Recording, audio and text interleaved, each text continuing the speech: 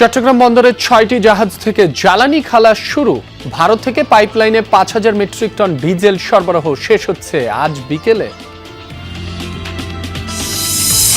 পঞ্চগড়ে মহিলা বিষয়ক অধিদপ্তরের কর্মকর্তার বিরুদ্ধে নারী কর্মীকে হেনস্থার অভিযোগ। সহকর্মীদের তোপের মুখে অফিস ত্যাগ। তদন্ত করে ব্যবস্থা নেওয়ার আশ্বাস প্রশাসনের।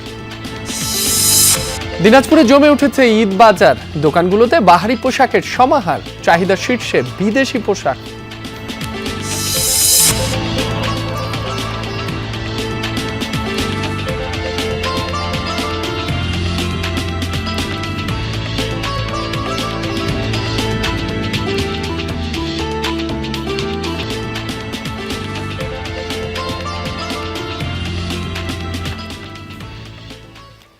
সংবাদ সারা দেশে আমন্ত্রণ। আপনাদের সঙ্গে আছি মাসুম রাব্বি। এতক্ষণ শিরোনাম দেখছিলেন, এবার বিস্তারিত জানাবো। চট্টগ্রাম বন্দর সীমানায় ৬টি জাহাজ থেকে জ্বালানি খালাস করা হচ্ছে। জ্বালানিবাহী আরও ৪টি জাহাজ বাংলাদেশের জলসীমায় রয়েছে বলে জানিয়েছে চট্টগ্রাম বন্দর কর্তৃপক্ষ। সকালে বন্দর ভবনে আয়োজিত ব্রিফিংয়ে কথা জানান বন্দরের বোর্ড সদস্য কমডোর আহমেদ আমিন আবদুল্লাহ। তিনি জানান, বন্দরের জলসীমার পথে থাকা ৪টি জাহাজের মধ্যে ২টিতে এলএনজি ও বাকি ২টিতে এলপিজি ও গ্যাসোলিন রয়েছে। এছাড়া ব্রিফিংয়ে জানানো হয়, জ্বালানি সরবরাহ গতিশীল করতে সমন্বিতভাবে কাজ করছে বন্দর কর্তৃপক্ষ। এছাড়া বহির্নোঙরে থাকা জ্বালানিবাহী জাহাজগুলোর নিরাপত্তায় নৌবাহিনী, কোস্টগার্ড সহ ৩ স্তরের নিরাপত্তা ব্যবস্থা নেওয়া হয়েছে। এর আগে গত এক সপ্তাহে জ্বালানি খালাস করে চট্টগ্রাম বন্দর ত্যাগ করেছে ৮টি জাহাজ। ৬টি জাহাজ এই মুহূর্তে বন্দরে এবং বন্দর সীমার ভিতরে পণ্য খালাসের সাথে জড়িত রয়েছে। বাকি 4টি জাহাজ আগামী 2 দিনের ভিতরে, আজকে আসবে 2টো, 12 তারিখে একটি এবং আগামী 14 তারিখে একটি জাহাজ বাংলাদেশ জলসীমায় এবং বন্দরের সীমায় জ্বালানিবাহী হিসেবে এখানে আসছে এবং বন্দরে যখনই তারা শিডিউল চাইবে আমরা প্রাধিকারের ভিত্তিতে খালাস দিব। ভারতের আসামের নুমালীগড় রিফাইনারি থেকে পাইপলাইনে দিনাজপুরের পার্বতীপুরের রেলহেড ডিপোতে ঢুকছে আমদানি করা ৫,০০০ মেট্রিক টন ডিজেল। আজ বিকেলের মধ্যে এই পুরো তেল লোড হওয়ার কথা রয়েছে। ডিপোর ব্যবস্থাপক আহসান হাবিব জানান, সোমবার বিকেলে নুমালীগড় রিফাইনারি থেকে পাম্পিং করে পাইপলাইনে ডিজেল সরবরাহ শুরু হয়। আজ দুপুরের মধ্যে সরবরাহ শেষ হওয়ার কথা ছিল, তবে কারিগরি ত্রুটির কারণে ৪ ঘন্টা সরবরাহ বন্ধ থাকায় বিকেলে শেষ হবে বলে আশা করা হচ্ছে। মধ্যপ্রাচ্যে সংঘাতের কারণে আগামী 4 মাসে অতিরিক্ত ৫০,০০০ মেট্রিক টন ডিজেল আমদানি নিয়ে সম্প্রতি দুদেশের মধ্যে আলোচনা হয়। পাইপলাইনের মাধ্যমে জ্বালানি তেল সরবরাহ নিতে ২০১৭ সালে বাংলাদেশ ও ভারতের মধ্যে চুক্তি হয়। ২০২৩ সালে উদ্বোধন হয় এই পাইপলাইন। এদিকে রংপুর বিভাগের বেশিরভাগ পাম্পে জ্বালানি তেল দেয়া হচ্ছে না। এতে তীব্র ক্ষোভ সৃষ্টি হয়েছে ভোক্তাদের মাঝে। সকাল থেকেই মোটরসাইকেল নিয়ে পাম্পে পাম্পে ঘুরছেন চালকরা। কিছু পাম্পে অকটেন দেয়া হলেও পেট্রোল দেয়া হচ্ছে না। বেশিরভাগ পাম্প বন্ধ রাখা হয়েছে। সেগুলোতে অকটেন, পেট্রোল, ডিজেল সহ সব ধরনের জ্বালানি তেল বিক্রি বন্ধ। এ নিয়ে ক্ষুব্ধ গ্রাহকরা।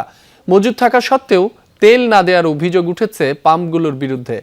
রংপুর বিভাগের ৮ জেলায় ৩.৫ শতাধিক পাম্প থেকে জ্বালানি তেল সরবরাহ করা হয়। এই গাড়িটা হাওয়া হয়ে পড়ে আছে আমার গোবিন্দগঞ্জে, এবং অনেক যাত্রী, এই ৪০-৪৫টা যাত্রী নিয়ে এই আমার গাড়িটা পুরো আটকায় আছে। কিছু কিছু জায়গায় শুনতেছি ওই সাইডে যে তেল নাই পাম্পের মধ্যে, তবে এই সাইডে আমরা পাচ্ছি। তেলে তো নাই, খালি ডিজেল আছে আর এলপিজি আছে, অকটেন আর পেট্রোল নাই। কালকে শেষ হয়েছে বিকেলে অকটেন। তেল আমরা যতটুকু সাপ্লাই পাচ্ছি আমরা চেষ্টা করতেছি সবাইকে কিছু কিছু করে দেওয়ার জন্যে। পঞ্চগড় জেলা মহিলা বিষয়ক অধিদপ্তরের উপপরিচালকের বিরুদ্ধে নারী কর্মচারীকে হেনস্থার অভিযোগ উঠেছে। এছাড়াও তার বিরুদ্ধে সহকর্মীদের বিস্তর অভিযোগ। সহকর্মীদের দাবি, দীর্ঘদিন ধরে হুমকি ধমকি, গালাগালি ও বিভিন্নভাবে হেনস্থা করছেন কর্মরতদের। পঞ্চগড় জেলা মহিলা বিষয়ক অধিদপ্তরের উপপরিচালক AKM ওয়াহিদুজ্জামান। জেলা সহ আরও ৩ উপজেলার মহিলা বিষয়ক কর্মকর্তা পদের দায়িত্ব তার কাঁধে। 4টি দপ্তরের ভারপ্রাপ্ত এই কর্মকর্তার বিরুদ্ধে অভিযোগ, নারী দিবসেই হাত তুলেছেন অফিসের এক নারী কর্মচারীর গায়ে। অভিযোগ, রোববার নারীদের নিয়ে জেলা প্রশাসকের কার্যালয়ে অনুষ্ঠানে যোগ দিতে যান জেলা মহিলা বিষয়ক অধিদপ্তরের প্রশিক্ষক। দেরি হওয়ায় জেলা প্রশাসক কার্যালয়ের দোতলায় নারীদের গালাগালি, এমনকি এক কর্মীর গায়ে হাত তোলেন এই কর্মকর্তা। এ নিয়ে সহকর্মীদের তোপের মুখে পড়েন নিজ কার্যালয়ে। অফিস থেকে দৌড়ে বের হয়ে যান তিনি। উনি পিছন পাশে যায়, মাথাটা ধরে এই বাজে মহিলা, বিয়াদ্দম মহিলা এইভাবে বলে আমাকে ধাক্কা দিল। ঘটনার পরদিন উপপরিচালক AKM ওয়াহিদুজ্জামানের শাস্তি ও অপসারণ দাবিতে মানববন্ধন করেন ভুক্তভোগীরা। জেলা প্রশাসকের কাছে স্মারকলিপিও দেন তারা। মানববন্ধনে অংশ নেন মহিলা বিষয়ক অধিদপ্তরের জেলা কার্যালয়ের স্টাফরাও। সেই ক্ষোভ থেকে কর্মচারীদের সাথে অফিসের হাজিরা খাতা নিয়ে আবারও বাকবিতণ্ডায় জড়ান অভিযুক্ত কর্মকর্তা, এমন অভিযোগও রয়েছে। এর কথাবার্তা চাল গালি গালাজ অতিষ্ঠ ভয় দেখায় যে আমার বিপক্ষে গেলে বা আমার সম্পর্কে কোনো বাজে কমেন্ট করলে বাইরে আমি আপনাদের ইয়েতে দিব না, আপনাদের সার্ভিস বুকে সই দিব না, ACR-এ সই দিব না, লাল কালি দিব, কিভাবে পেনশন নেন ওইটাই দেখব। যদি আমার কোনো ভুল ত্রুটি পায়, স্যার আমাকে বেফাস ভাবে গালাগালি করে, বকাবকি করে, আমি সহ্য করতে পারি না। আমি বিচার চাচ্ছি সবার কাছে। আমার সাথে যে নির্যাতন হয়েছে কোনো নারীর সাথে যেন আর এই ধরনের অন্যায় বিচার যেন না হয়। ঘটনার পর থেকে কার্যালয়ে উপপরিচালক ওয়াহিদুজ্জামান উপস্থিত না থাকায় ব্যাহত হচ্ছে সেবা। এ বিষয়ে জানতে তার মুঠোফোনে একাধিকবার যোগাযোগের চেষ্টা করা হলেও পাওয়া যায়নি। তদন্ত সাপেক্ষে প্রয়োজনীয় ব্যবস্থা নেওয়ার আশ্বাস দিয়েছেন জেলা প্রশাসক। কিছু ভদ্র মহিলা আমার পক্ষে এসে উপস্থিত হয়ে ওনারা একটা মৌখিক অভিযোগ দাখিল করেছেন। আমি তাদেরকে আশ্বস্ত করেছি যে বিষয়টি তদন্তপূর্বক প্রয়োজনীয় পরবর্তী ব্যবস্থা গ্রহণ করা হবে। এদিকে এত অভিযোগের পরিপ্রেক্ষিতে সোমবার মহিলা বিষয়ক অধিদপ্তরের মহাপরিচালক জিনা তারা স্বাক্ষরিত এক নোটিশে ওয়াহিদুজ্জামানকে শোকজ করা হয়। শোকজ নোটিশ জেলা কার্যালয়ে পৌঁছেছে বলে জানান অফিস সহকারীরা। সাবরিনা লিজা, যমুনা নিউজ।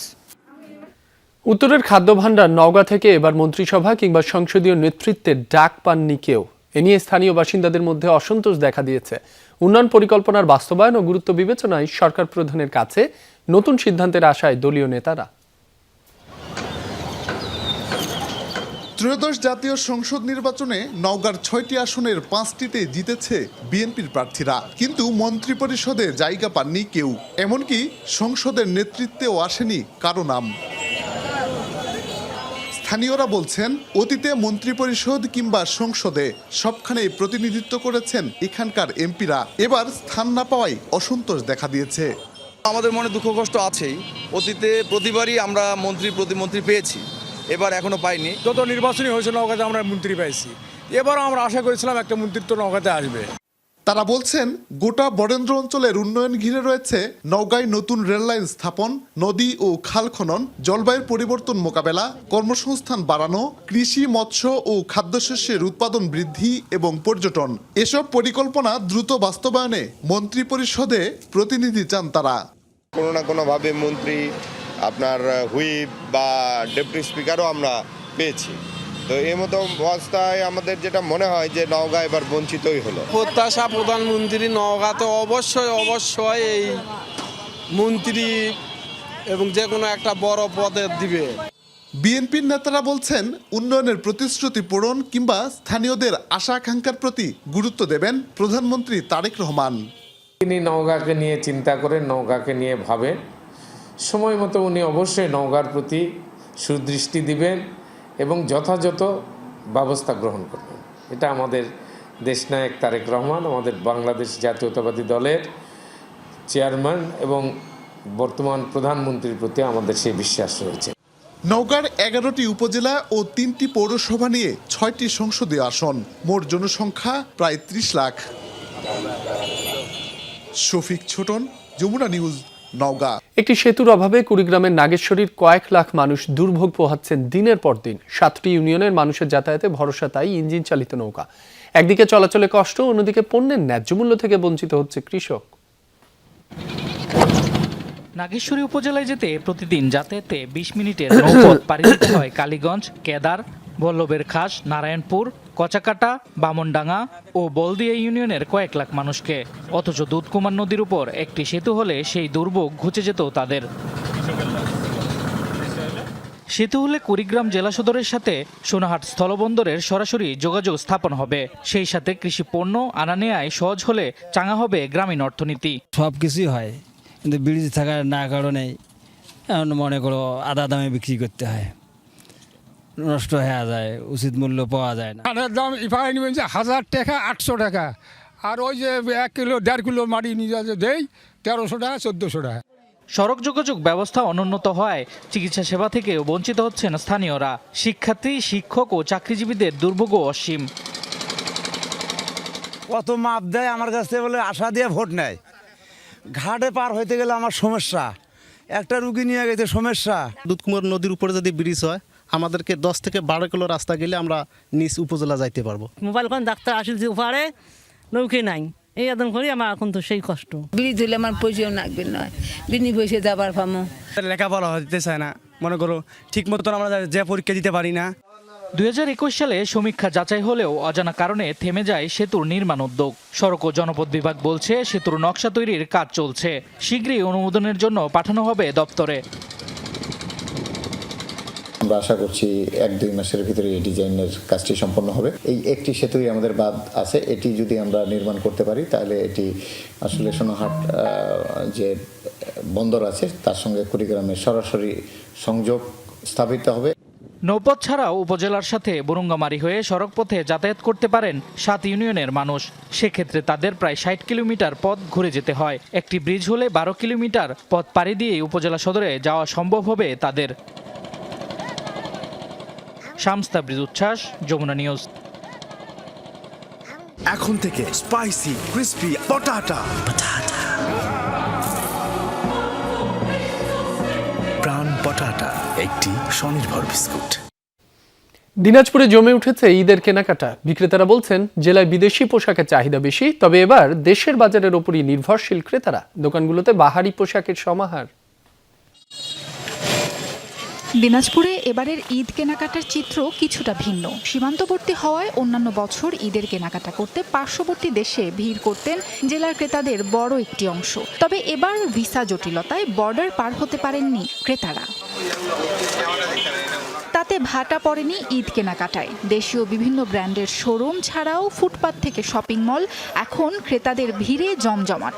শহরের ঐতিহ্যবাহী মালদহপট্টির বড় বড় দোকানগুলোতে যেন শাড়ি ও 3 পিস কেনার প্রতিযোগিতা। জেল রোড এলাকায় গার্মেন্টস দোকানগুলোতে বিক্রি হচ্ছে ছোটদের পোশাক, সেখানেও উপচে পড়া ভিড়। বাহাদুর বাজার এলাকায় মার্কেটগুলোতে পাঞ্জাবি, 3 পিস সহ বিভিন্ন পোশাকের সমাহার। বাজারে বর্তমানে পাকিস্তানি ড্রেস বলে যেগুলো হচ্ছে, এগুলোই বর্তমানে বেশি জনপ্রিয়, এগুলোই কিনতেছি আমরা। এবং গতবারের তুলনায় এবার তুলনামূলক দাম একটু বেশি। কাপড়ের যে দাম রে ভাই, কাপড় কিভাবে নেব, মাথা ঘুরে আছে কাপড় কিনতে যেতে। যেই কাপড়ের দাম ছিল 1200-1300, সেই কাপড় 2500-3000 নিজের কোনো কাপড়ে নেই। এই বাচ্চাটার সেটটা দাম নিয়ে ভিন্ন মত প্রকাশ করেছেন ক্রেতারা। কেউ বলছেন গতবারের তুলনায় এবার একটু বেশি, আবার কারো মতে দাম সহনীয়। গতবারের তুলনায় এবারে কাপড়ের দাম প্রতিটা কাপড়ে 500-1000 টাকা বেশি। মানে আমরা যে বাজেট আগে নিয়েছিলাম এখন আসলে বাজেট করে কেনাকাটা হচ্ছে না। যুগ হিসাবে মানে ঠিকই আছে আর কি, কাপড় হিসাবে খুব বেশি যে না, বেশি তা না, দাম ঠিকই আছে। দেশি বিদেশি পোশাকের পসরা সাজিয়ে বসেছেন বিক্রেতারা। জানান রোজার প্রথম দিকে বেচা বিক্রি কিছুটা কম ছিল, তবে মাঝামাঝিতে ক্রেতা সমাগম বাড়ায় খুশি বিক্রেতারা।